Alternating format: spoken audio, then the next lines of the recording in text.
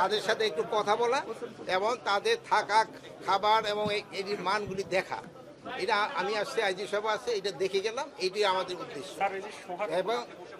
এবং যে next day আমাদের যে ইলেকশনের জন্য তাদের একটা ট্রেনিং প্রোগ্রাম আমরা এখানে চালু করব।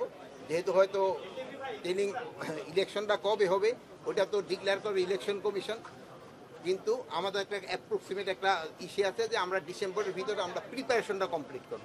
এটা কিন্তু আপনারা পুরো শুনে প্রিপারেশন, আমাদের প্রিপারেশন এটা হলো ডিসেম্বরের ভিতরে। ইলেকশন কবে হবে এটা কিন্তু আমরা জানি না, ইলেকশনের ডেট জানাবে ইলেকশন কমিশন।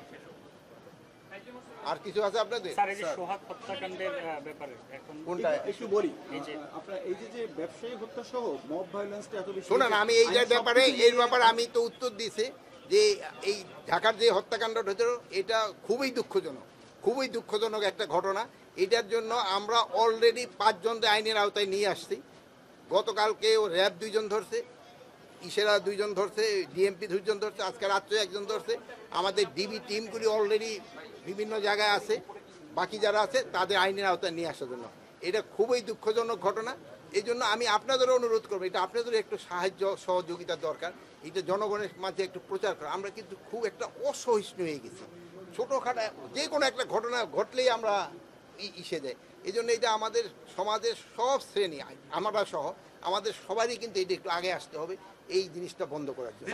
সবাই বিষয়টা হচ্ছে শুধু স্পেসিফিক একটা ঘটনা না, আমরা দেখছি যে আমি বলি শোনেন, আমি বলতেছি, এই ঘটনাগুলি ধরেন, এরকম আরেকটা ঘটনা ঘটছে চাঁদপুরে, যেটা ঘটনা ঘটছে ওইটা আমি শেষ আপনারা সব কটা জানেন, তা আমার তো উত্তর দেওয়া যেই ঘটনাটা ঘটছে চাঁদপুরে একটা ঘটনা ঘটছে, এইটাও আমরা আওতায় নিয়ে আসছি।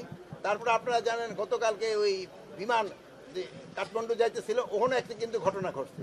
ওখানে একটা যে টেলিফোন কইরা বলছে যে এটার ভিতরে বম্ব আছে, যে টেলিফোন করছে তারে কিন্তু আমরা ধরে ফেলছি, এবং তারে যে এই টেলিফোনটা করার সাহায্য করছে যে 2 জনে, তারও কিন্তু আমরা ধরে ফেলছি। তারপরে আপনার এই যেগুলি হচ্ছে আমরা কিন্তু সাথে সাথেই কিন্তু অ্যাকশন নিচ্ছি।